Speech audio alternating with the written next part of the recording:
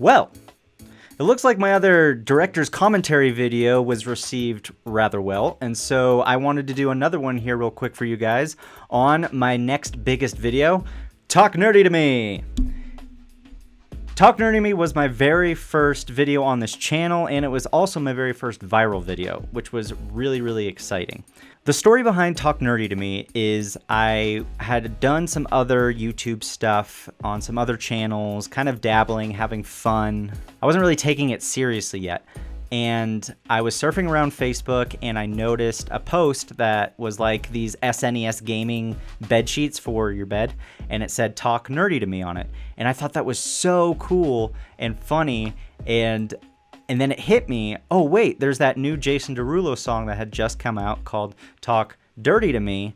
What if I made a parody called Talk Nerdy to Me and put it on YouTube, all about like gaming and nerd geek culture and all of that. I looked it up to see if it had been done already because I was sure there was no way I was the first person to do this. And I wasn't, actually. I was like the third or fourth. There were already videos done on YouTube of this idea, and they were okay. I thought I could do better, honestly, and so I scrounged up a whole bunch of my friends and I wrote out the parody, and I was like, guys, let's go make this fun little nerdy YouTube video and we'll make it like the best we possibly can. I had just gotten some nice HD camera equipment to use, and I rented some costumes, and I went and scoured for locations, and we managed to make this parody video.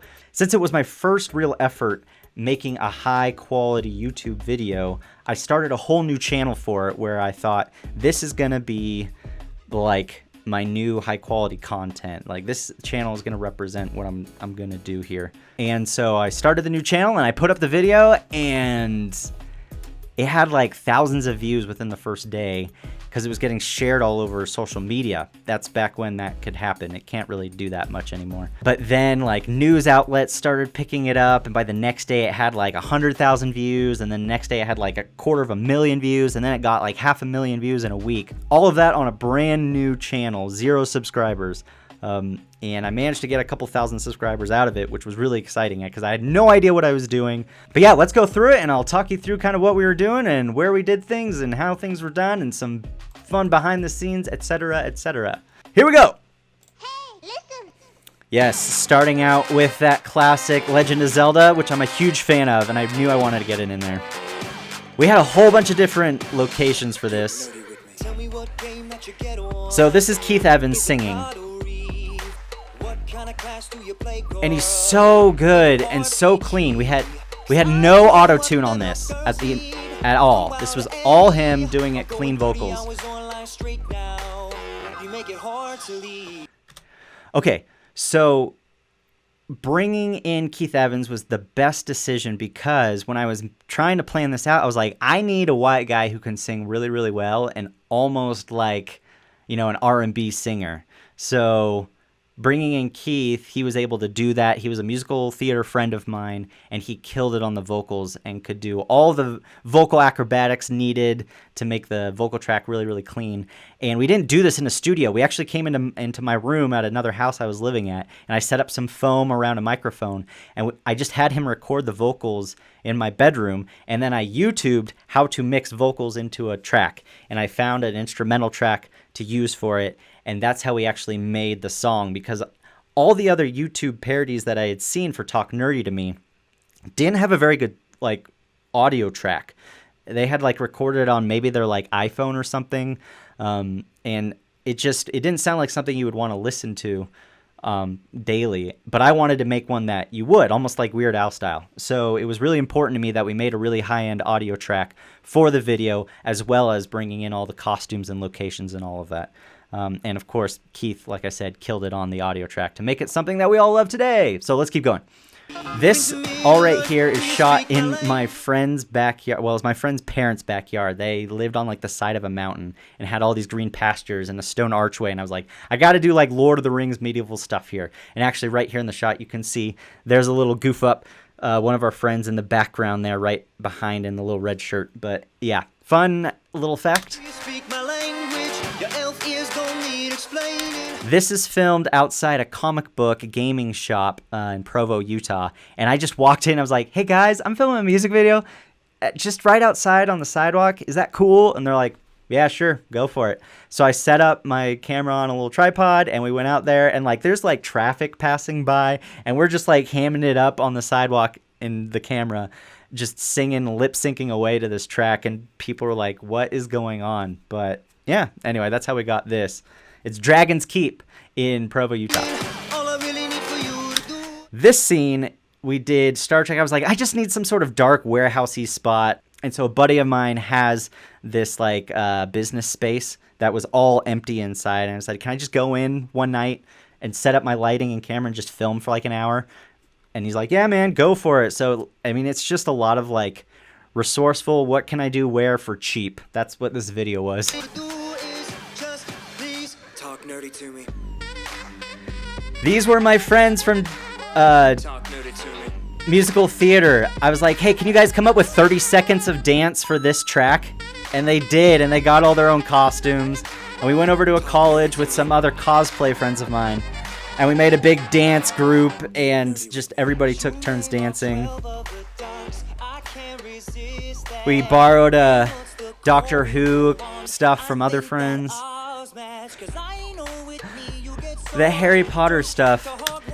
All of this Harry Potter scene stuff was filmed at a location where technically we actually weren't allowed to film without permission, and I didn't know that. I was just like, this looks like a cool place to film for the Harry Potter stuff. Let's go there. And we showed up. We filmed it all, and I came to find out later that it was like not exactly legal for us to film there without permission, and literally at any time somebody could have come up and find us for filming there.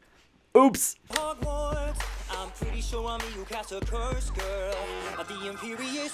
That is my friend's little sister, who is the elf and her. This is the most urban looking location I could find at the time, because I was like, I need like a New York Gotham looking type spot, and this is the best I could find. It's behind this little restaurant in Provo, Utah, and it's like a little alleyway that a lot of people have found to be like the urban location for the area. So you see it pop up in a lot of like little short films or photo shoots and stuff. Like that's supposed to be New York or something like that. But yeah, that's where we did all of our Harley Quinn Joker, obviously. And Sarah playing my Harley Quinn, she was amazing. She has so much energy, and her cosplay was fantastic. All I really need for you to do is just please talk nerdy to me. And a lot of this was just like, we filmed all of it. That is me as Gandalf right there, and that's a Santa Claus wig. I was trying to find a Gandalf wig beard thing, and I couldn't find one anywhere, and so I put together a quick costume and then went and rented a Santa Claus wig beard, and you know, it works, I guess, but it was a lot of fun. Yeah, so at every location we had essentially filmed the entire song, and then through editing I literally just hacked it up and just jumped back and forth between locations and all that, and the exciting dancing that we did. And of course, fun fact, actually I'll get to that here in a minute.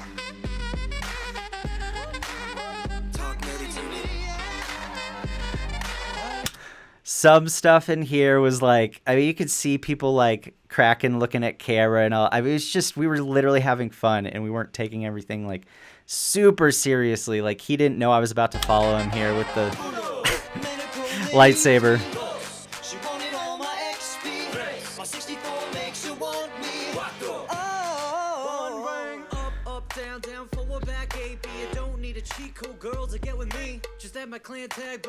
So, as I've said in other videos, I've actually written rap for a long time, and I really wanted to do the rap part in this and kind of, you know, do something at least somewhat equivalent to Keith, but he's such a better singer than I am. But hopefully my little geek rap, all of that works well in this. I get super self-conscious about it whenever I watch it or listen to it or anything like that. But also, if you notice, Keith Evans' shirt in this is fantastic. Your tan line is showing because the nerd math joke. Ah! Anyway. Yeah, I ain't touching your neck. Man, we whipped together so many little costumes for this last minute. Like, I think that was Whiteout. Oh. Yep, this is Nate in his Iron Man costume. So Nate from King of Random, again, he's helped me with so many videos. He had built this amazing Mark 42 Iron Man costume. And, of course, naturally, I was like, hey, you need to be in my Talk Nerdy to Me video with this. We need to feature this somehow. So I wrote the line in there, call up Iron Man, so that we could get Nate in there with his amazing Iron Man costume.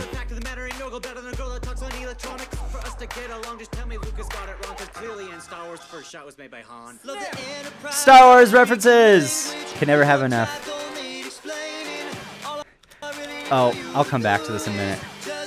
There's a little effect. Oh, right here. You can actually see there's little lighting effects. That was me trying to do DIY lens flares. Like J.J. Abrams in Star Trek uses lens flares all the time.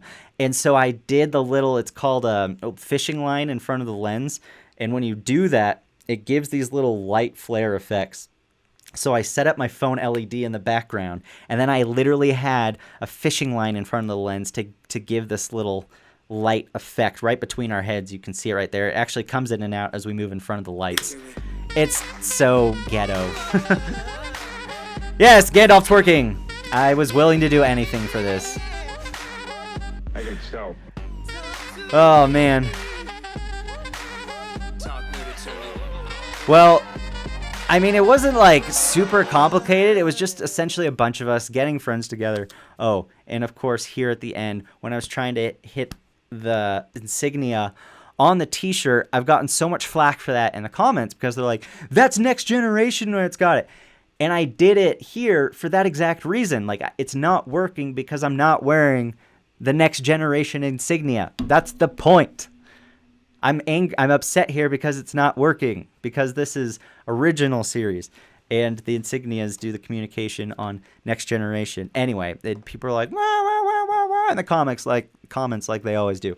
But that's how it happened. You know, I wasn't really sure if this was actually going to take off and do well. By the end of recording, I was like, in editing, I didn't even know if it was like funny or good anymore. I was just kind of almost like sick of it. You know, you kind of get burnt out working on the same project for a couple months. But luckily people really liked it, and it like struck a chord with the whole geek nerd community, which I'm really, really grateful for, and that all you guys have, you know, come from this. You know, this is like my origin story on YouTube, is Talk Nerdy to Me. So I'm so thankful to all of you guys for liking it and for watching it. And if you notice, like, I was so new to like YouTube and all of this, I didn't even put on a subscribe or anything like that, because I didn't know what I was doing. I was just like, I'm just gonna make this cool music video and throw it up on YouTube. And here it is. But of course, if you have any more comments or questions, please let me know in the comments below. And we'll see you guys on the next one. I've got lots and lots of crazy new content coming out, which I hope you enjoy. So hit that subscribe button and, of course, the little notification bell. Love you guys. See you soon. Bye.